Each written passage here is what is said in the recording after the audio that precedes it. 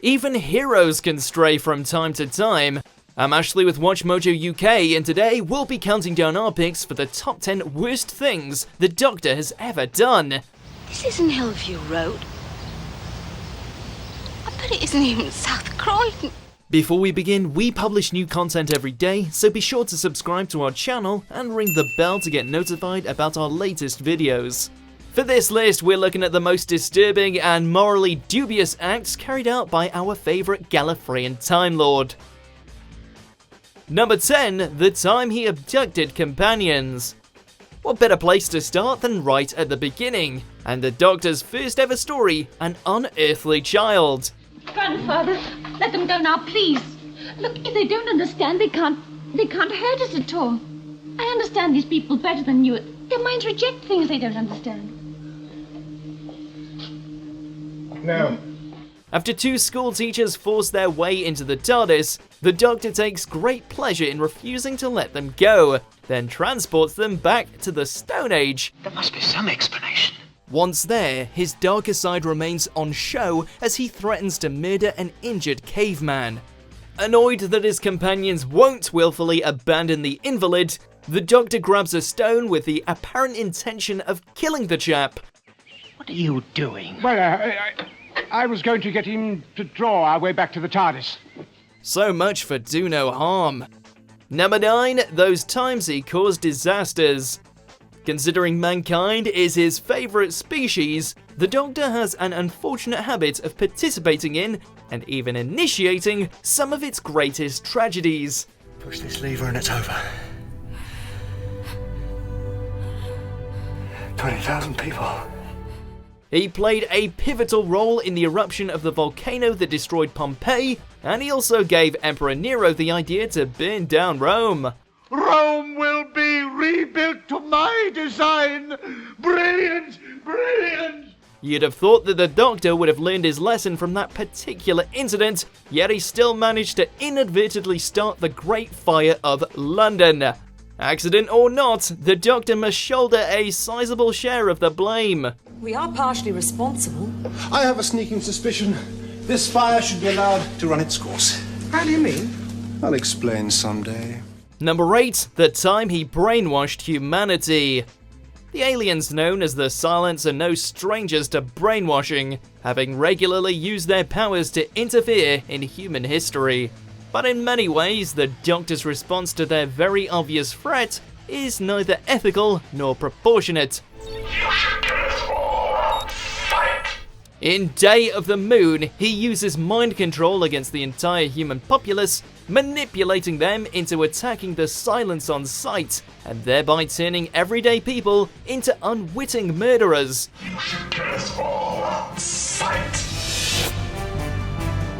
You should kill us all on sight. Surely not even the Silents deserved genocide, especially when other options were available to the Doctor, such as, perhaps, giving them a chance to surrender first. And one whacking great kick up the backside for the Silence.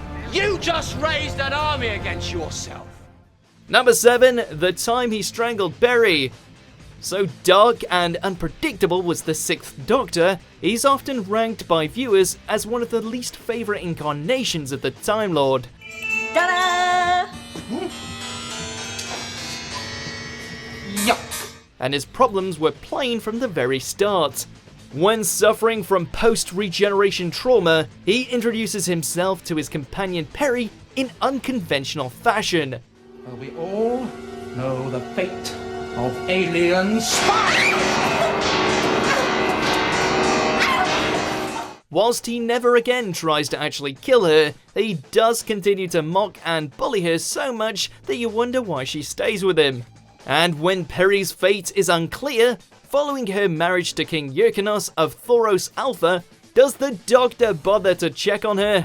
Not as far as we can tell. It's time we found Peri. Of course! I need my queen to grace my moment of triumph! Number 6. The time he psychologically abused Ace. If you think the Doctor's treatment of Peri was bad, what he did to Ace was probably even worse. Despite recognising his companion as a Wolf of Fenric, he never reveals that fact to her until he absolutely has to. Instead, he forces her to confront various traumatic events from her past, including visiting a haunted house that terrified her as a child. You tricked me! This is Perivale! All for Ace's own good, you say? Or at least the good of existence in general? What's she called? Audrey. What's the matter? Don't you like it? I hate it. It's my mum's name. Maybe, but the Doctor couldn't have known how the teenager would respond to such prolonged and painful manipulation. I had to make you lose your belief in me. Not for teenage psychology. It's not true. Number 5. The time he let River be wrongly imprisoned. River and the Doctor may have had a close relationship, but that doesn't stop him continually manipulating her just as much as his other companions. Please. Help me. In Series 6, he convinces River to help him fake his death, which seems fairly fine. Apart from the fact that he graciously lets her take the blame for murdering him.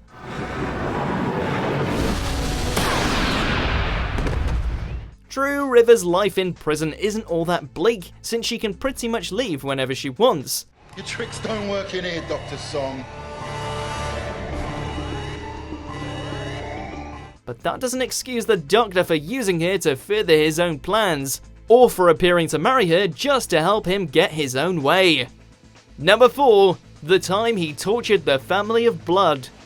There's no two ways about it, the family of Blood were an evil bunch who killed in an effort to become immortal, which in itself is generally considered not good. Fixed targets and counting down.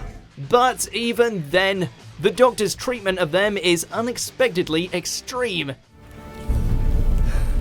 He never raised his voice. That was the worst thing.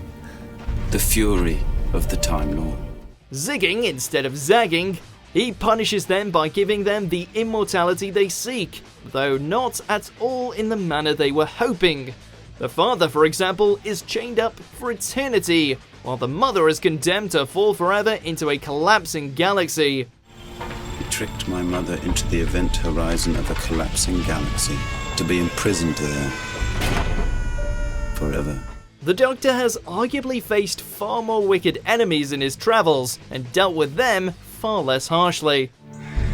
We wanted to live forever, so the Doctor made sure that we did.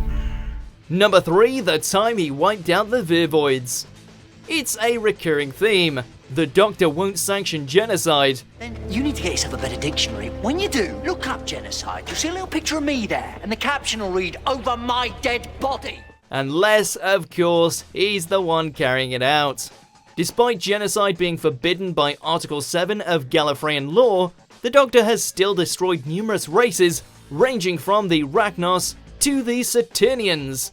He was even once put on trial for eradicating the Vervoids, a species of humanoid plants created by scientists to act as slaves. And how did the Doctor defend the charge? By claiming that genocide didn't apply to artificially created species. This was not his finest hour. The Doctor has destroyed a complete species. The charge must now be genocide. Number 2. The time he attempted to rewrite history. As a Time Lord, the Doctor should know better than to try and change a fixed point in history. It's basically rule number 1. But that's exactly what he does in The Waters of Mars, when he attempts to save a Martian colony infected by a virus. It's taken me all these years to realise the laws of time are mine. The Doctor knows that what he's doing is wrong, stepping in to alter a timeline, but he goes ahead and does it anyway. All while giving in to arrogance and the misguided belief that he's somehow not bound by the rules of space-time. I'm the winner. That's who I am. The Time Lord victorious. In the end, even he is left wondering whether the universe would be safer without him. I've gone too far. Number 1. The time he destroyed Skaro. Just touch these two strands together, and the Daleks are finished. Have I that right? The 4th Doctor famously refused to destroy the Daleks, but the 7th apparently had no such concerns. In remembrance of the Daleks, he tricks his age-old enemy into using a Gallifreyan weapon called the Hand of Omega, and in doing so destroys Skaro. Home planet Skaro about to vaporize! Some might say the end justifies the means here, but that's hard to argue when you consider the peace-loving Thals that also live on the doomed planet. Later, it's revealed that the Daleks had actually fooled the Doctor into destroying a different world, but that doesn't change his obvious intent. Ashes to ashes. Dust to dust. Do you agree with our picks? Check out these other great clips from WatchMojo UK and subscribe for more great content.